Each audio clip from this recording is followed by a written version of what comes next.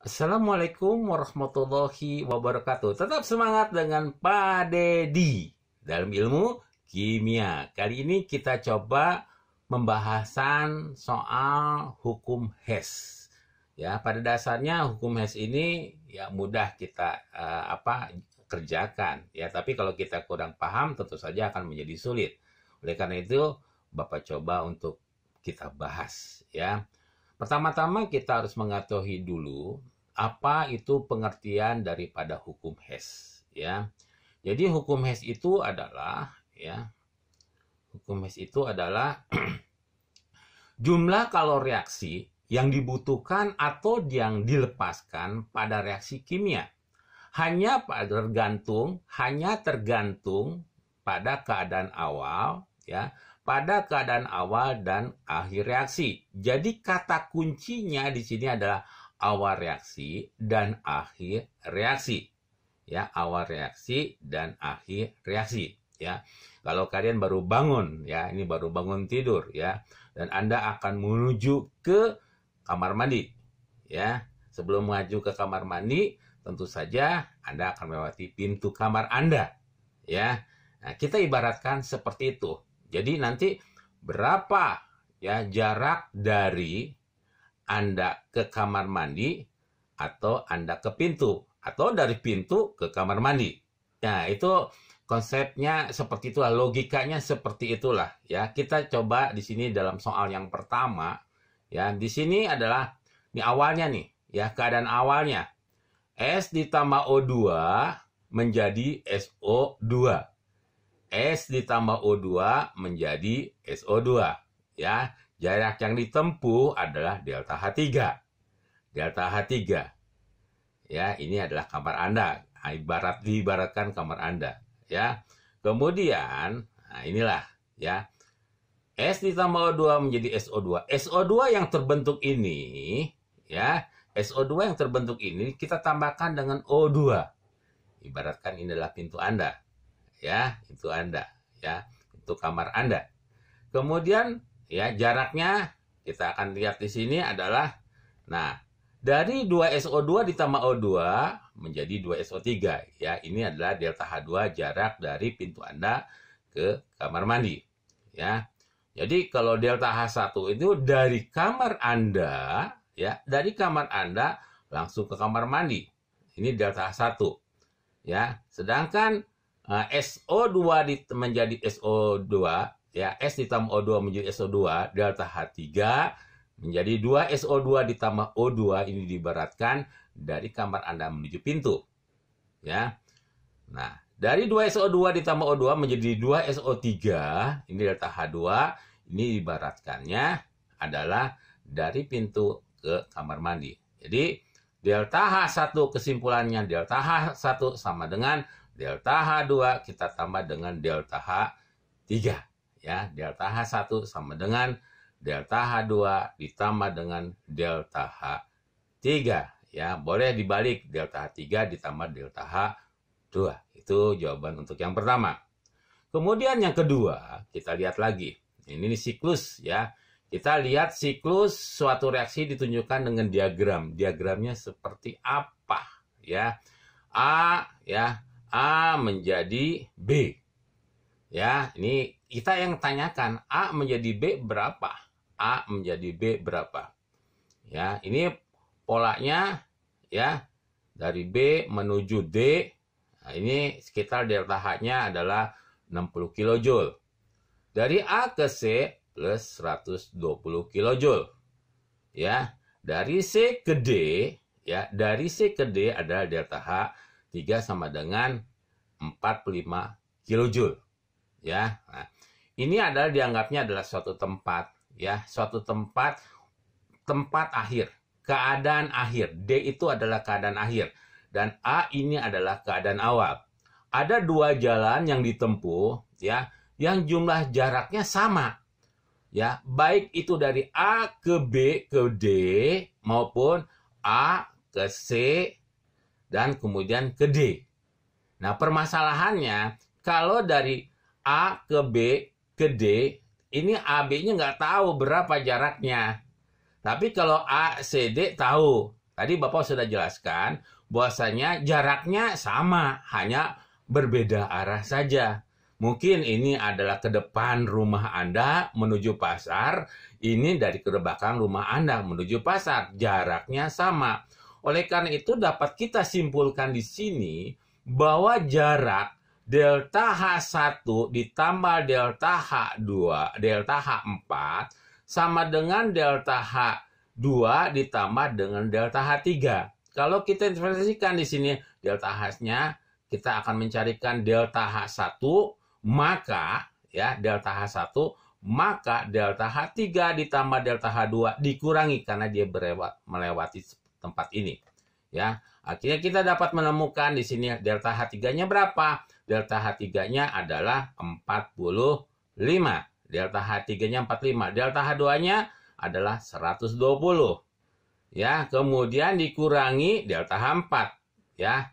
Dikurangi 60. Maka delta H1-nya 45 ditambah 120 dikurangi 60 sama dengan 105 kilojoule.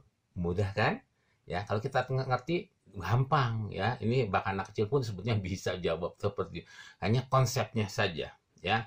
Kita coba dengan soal yang ketiga. Ya, ini soalnya agak sedikit menantang ya. Ini soalnya agak sedikit menantang. Diketahui persamaan termokimia 2NO ditambah O2 menjadi N2O2, delta H-nya adalah plus A kilojoule. Bapak ulangi lagi. 2NO ditambah O2 menjadi N2O4, delta H-nya adalah A kilojoule. Ya. Kemudian ada persamaan 2, ya. NO ditambah setengah O2 menjadi NO2, delta H-nya plus B kilojoule. Ya. Tentu saja kita akan menanyakan besarnya delta H reaksi 2NO menjadi N2O4 adalah, jadi yang diinginkannya adalah berapa delta H daripada 2NO2 menjadi N2O4. Di sini diketahui bahwa 2NO2 ya, ini ada di sebelah kiri. Ya, ada di sebelah kiri. Dalam soal ini kita cari dulu mana yang ada NO2-nya. Ternyata NO2-nya ada di sini. Ya, NO2-nya ada di kanan. Maka sebetulnya kita akan putarkan dulu. Ya, kita akan putarkan dulu posisinya. Ya, kita putarkan. Setelah kita putarkan, kita kali 2. Ya, jadi NO ini ada di sebelah, ya, keinginannya ada di sebelah kiri, sedangkan dalam soal persamaan 2, ya, NO2-nya ada di sebelah kanan. Maka kita harus putarkan. Ketika kita putarkan, ya kita putarkan NO2 menjadi NO ditambah setengah O2. Ya, kita kalikan 2. Kenapa kita kalikan 2? Karena dalam keinginannya dikalikan 2. Kalau dikalikan 2, kita kalikan 2 semua. 2NO2 menjadi, ya, 2NO2 menjadi, ya, 2NO2 menjadi 2NO ditambah dengan O2. Karena dikalikan, ya, 2 jadi 2B. Karena diputar, tandanya menjadi berubah. Kebalikannya dari plus menjadi minus. Nah, setelah itu, ya, N2O4-nya dari sebelah kanan. Dalam persamaan 1, N2O4-nya sudah ada di sebelah kanan. Berarti tidak mengalami perubahan. Ya, tidak mengalami perubahan dan jumlahnya pun sama. Jadi kita hanya menuliskan saja di bawahnya. Ya. Nah, setelah itu ya, kita bisa coret yang sama. 2NO-nya kita coret, 2NO-nya kita coret, O2-nya kita coret, O2-nya sudah kita coret. Kita turunkan ke bawah menjadi 2NO2 menjadi N2O4. Kita jumlahkan A-2B, ya. Delta H-nya adalah A-2B. A-2B, ya. Kalau Anda menulisnya delta H-nya -2B plus A, boleh saja, sama aja semacam itu. Oke, kita coba sekarang ya persamaan yang terakhir, ya. Soal yang terakhir, karena Bapak memberikan soalnya ada 4. Jadi kita coba yang keempat bagaimana, ya. Ini nggak jauh berbeda dengan soal nomor 3, ya. Tidak jauh berbeda dengan soal nomor 3. Kita ketahui CaH2O menjadi CaO ditambah H2. Delta H-nya plus 225 kilojoule.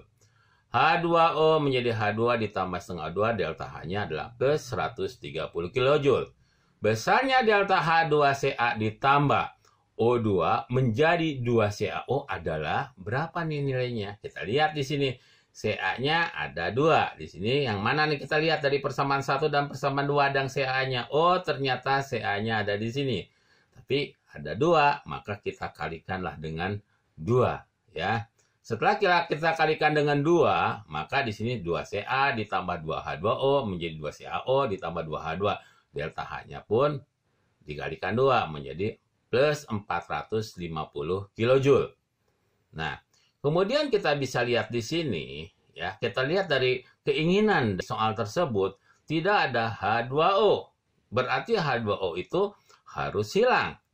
Dalam menjawab pertama, H2 ada di sebelah kiri. Nah, berarti yang satu, kalau harus hilang, berarti yang satu ada sebelah kanan. Maka untuk yang persamaan 2, kita putar dan kita kalikan dengan 2. Kita putar dan kita kalikan dengan 2. Ya, H2O-nya di sini kita kalikan dengan 2, 2H2O dikalikan 2H2O setengah menjadi O2. Setelah itu kita coret. Yang sama, 2H2 kita coret, 2H2 kita coret, H2H2 kita coret, H2O kita coret.